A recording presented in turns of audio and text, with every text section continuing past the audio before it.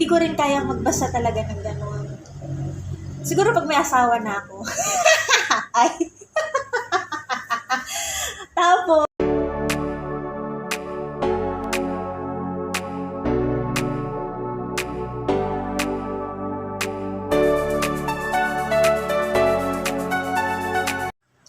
hello everyone! Magandang araw sa inyong lahat. Kung gabi nyo namang pinapanood ito, magandang gabi sa inyong lahat. Sana ay masaya ang araw ninyo, masaya ang araw nating lahat. So, nandito po ulit ako para mag-share sa inyo ng isang bagay bilang ako, isang manunulat. Ayun. So, magtatanong ako ng mga questions sa sarili ko and then sasagutin ko.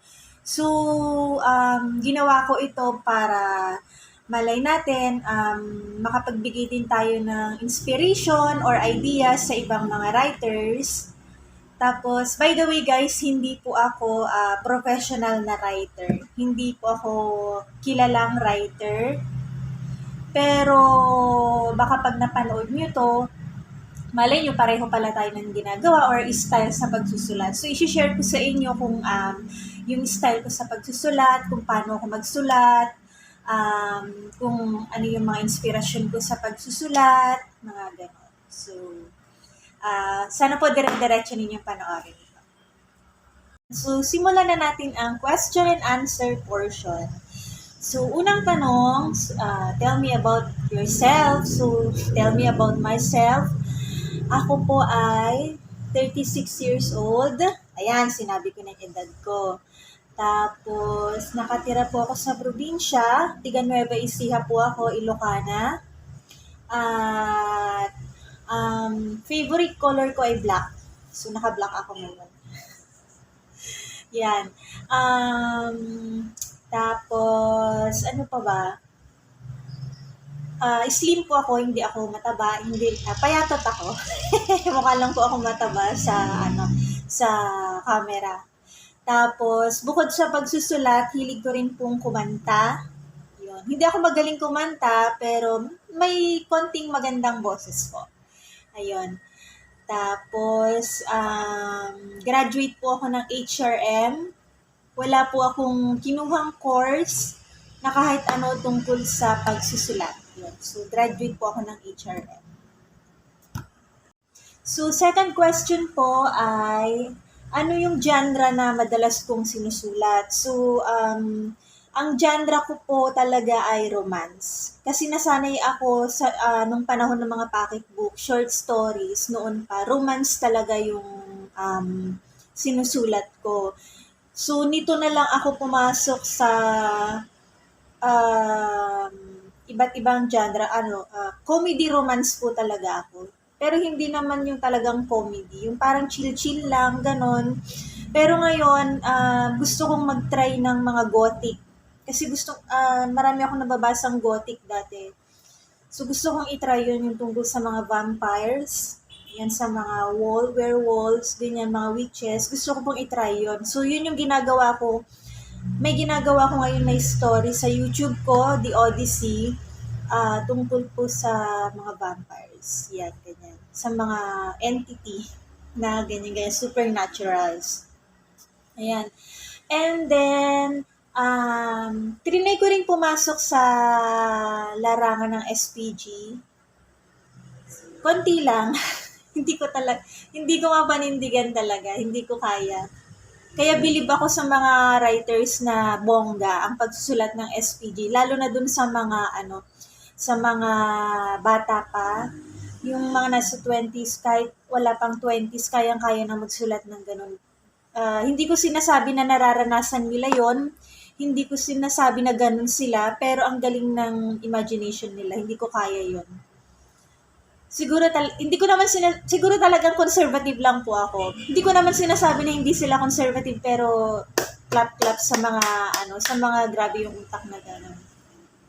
Tapos, meron akong sinulat yung Her Sweet Vengeance sa Dream. Yun yung halo-halo yung genre nun, sinubukan ko yun. Romance, comedy, action. Tapos may horror din. So, tinanay ko din mag-horror. Gusto ko ring magsulat ng horror. So, na-try ko dun sa story na yon, yung Her Sweet Vengeance. Ayan. Yun yung mga gusto kong subukan.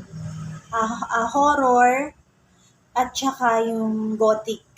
Pero maka-romance ko talaga ako. Ayan. Next question. Ilang taon na akong nagsusulat at paano ako nagsimulang magsulat? So, nagsimula po ako magsulat ng buong kwento. Yun nga, yung nabanggit ko dun sa unang vlog ko tungkol sa journey ko sa pagsusulat since 2008. 2007, mga ganun po. 2007, 2008, nung nakakabuo na ako ng kumpletong story at pinapasa ko na sa mga publishing. Pero yung mga short stories sa mga notebook lang, high school pa lang po, bumubuo na ako ng mga kwento. Yun.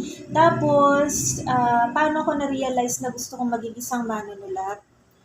Nung nagsimula akong magpasa sa mga publishing, sabi ko, try ko. Yun. Bakit hindi? Kasi sayang naman yung talent ko, di ba? So, yun. Next question po. May time ba na ginusto kong tumigil sa pagsusulat at bakit? Yes, meron po. Gaya nung nabanggit ko rin sa vlog ko na journey being a writer, may time po na gusto kong tumigil sa pagsusulat kasi yun nga, parang hindi na ako naniniwala. Parang ang dating sa akin, niloloko tayo ng mga writers. Na yan, kasi sa imagination lang naman, wala namang perfect na lalaki. Wala namang, parang yung mga guys sa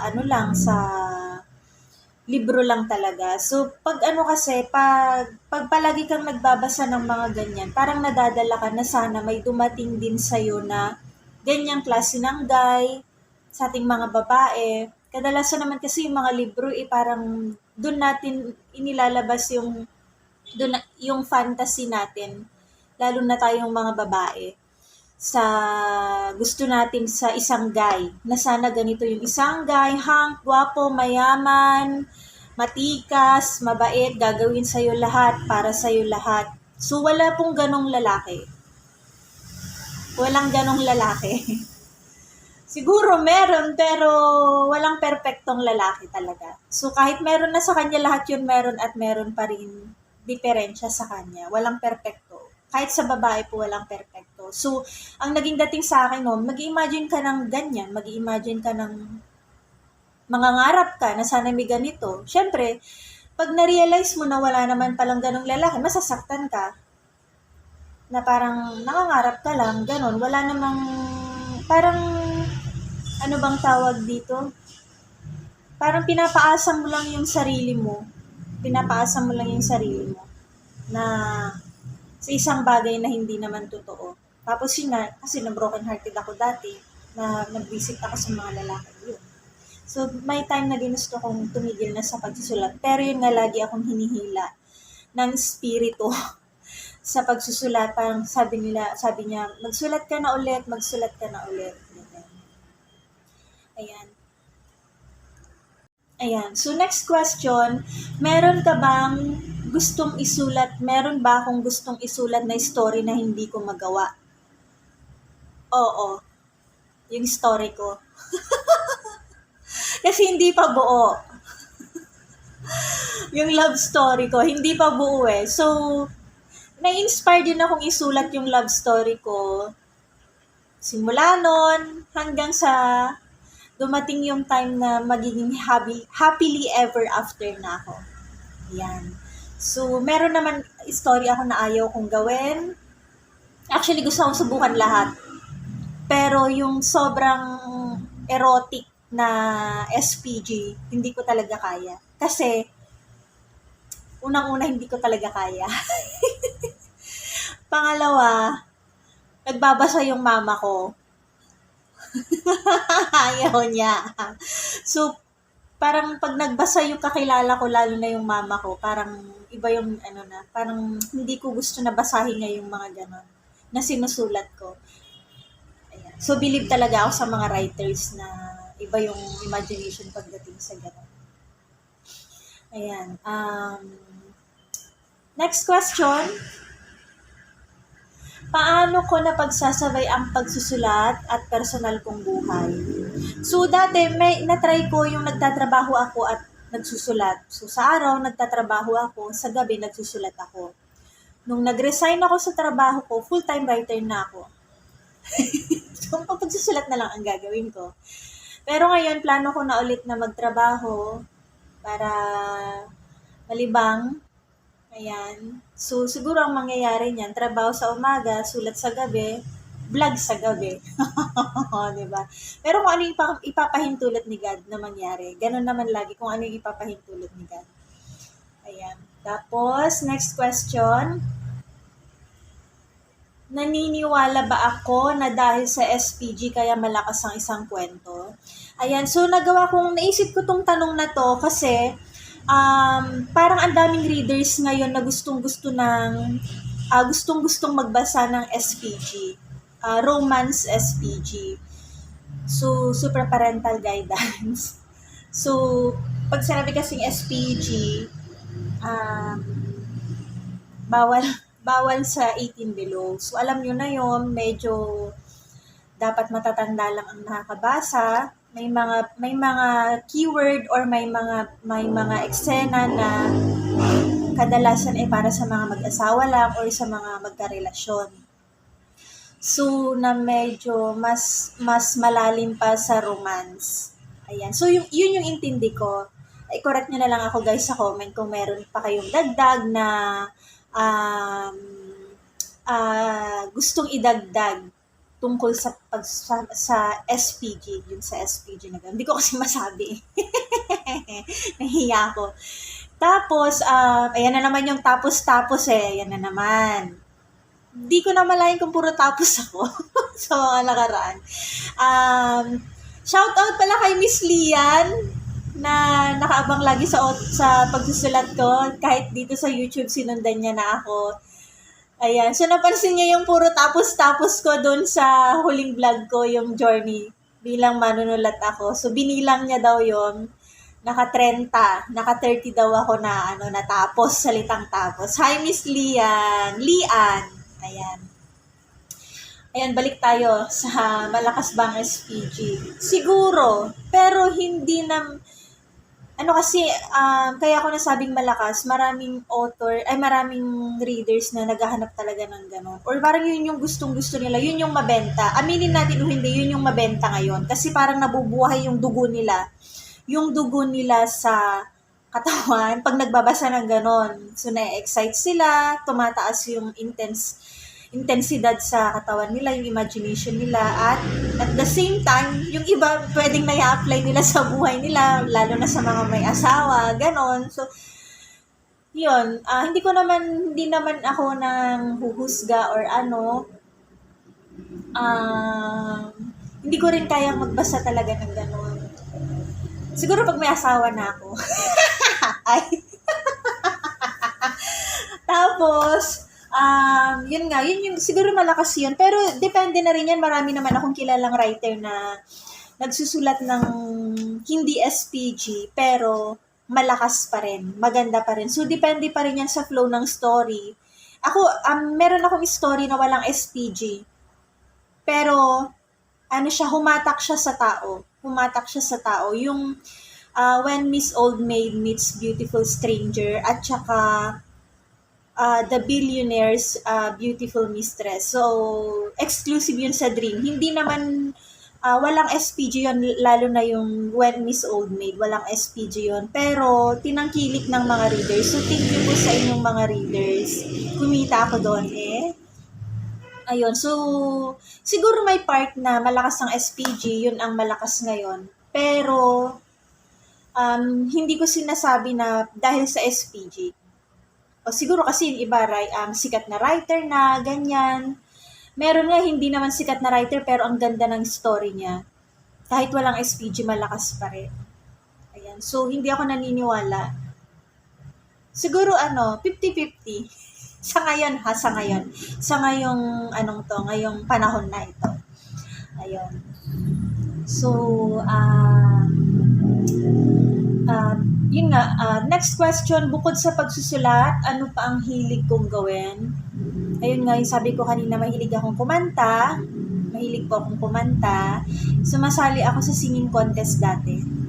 So, yung siguro elementary ako nung na-try kong sumali, nag-champion ako. Ang premyo pa nun ay 5 pesos na papel. Malaki pa yung 5 pesos noon. So, mapaghahalata na matanda na ako. Ayun.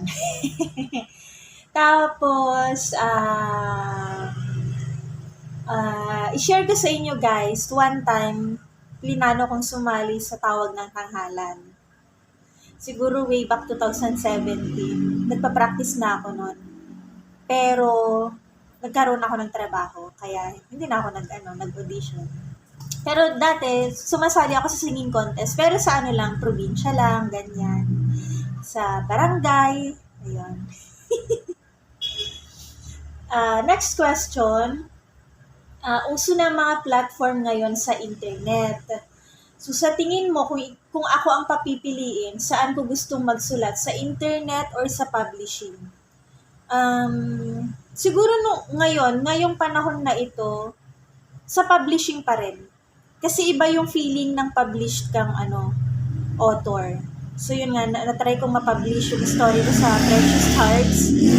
Pero kaya lang kasi mas in demand na ngayon ang internet, mas marami nang nagbabasa doon. Pero para sa akin, mas gusto ko pa rin sa publishing. Yung may sasalibro yung yung story mo. Kasi pag lumipas yung panahon, pag lumipas yung maraming taon, yung libro mo makikita mo pa rin dyan. Nandyan pa rin siya. So, yung internet kasi hindi natin alam kung anong pwedeng mangyari sa kanila. Pwedeng mawala yan, lalo na pag nawala na yung record nila or yung system nila, hindi natin alam. Pero pag yung libro mo, yung story mo na i-publish sa book, yun, araw-araw makikita mo siya, pwede mo siyang bitbitin kahit malumaan dyan. Parang kayamanan mo yun kayamanan mo. So, masarap sa pakiramdam talaga na magkaroon ka ng libro. Tapos nandun yung pangalan mo. Ayan. So, etong next question. In terms naman sa plot, yung mga naiisip kong plot ng mga stories, so nakukuha ko rin yung mga ideas na yon. Kunyari sa mga pinupuntahan kong lugar, o kaya ay kwento ng isang kakilala, o kaya naman yung may nakita ako, kunyari nasa jeep ka, nasa tricycle ka, may nakita kang ganyan sa kalsada, may napuntahan kang event o okasyon, so doon nakakaisip agad ako ng mga plot na pwede kong isulat o kaya kwento ng isang kakilala na ganito yung kwento nila sa love life nila, medyo binabago ko na lang ng kaunti yung plot or yung story nila. Ganyan. Tapos, ng tapos na yan no? Ano pa ba? Yung pag nag-i-imagine naman ako, usually kasi kahit hanggang gabi, nag-i-imagine ako bago ko siya isulat. Ini-imagine ko muna siya bago ko isulat. Ini-imagine ko muna yung eksena, pati yung mga dialogues, bago ko isulat.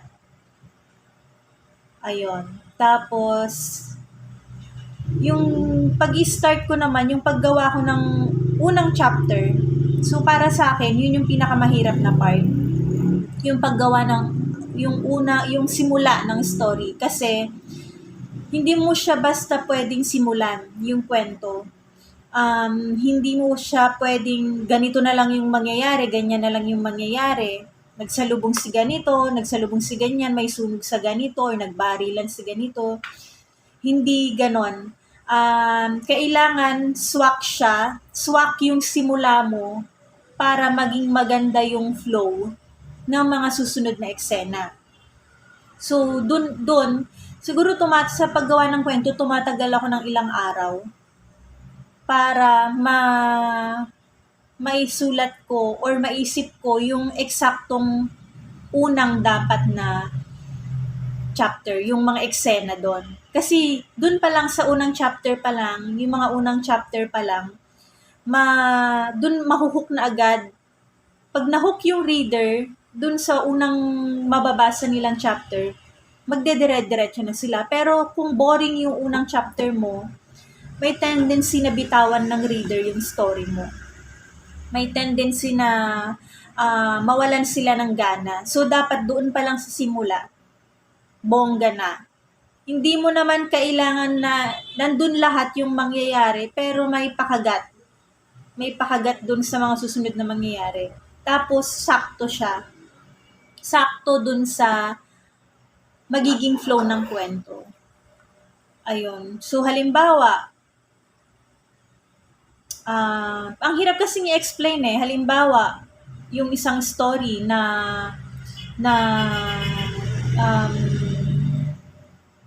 love story or kahit na anong klase ng story, dapat yung unang pasok pa lang ng mga eksena ay okay na. Hindi patsi-patsi, pinag-isipan. Yun, parang pinag-iisipan mo muna. Para sa akin, yun yung pinakamahirap na gawin, yung pagsimula. Tapos, pag nasimulan mo kasi na maganda yun, dire-diretso na yung flow niya, maganda na. Ayan.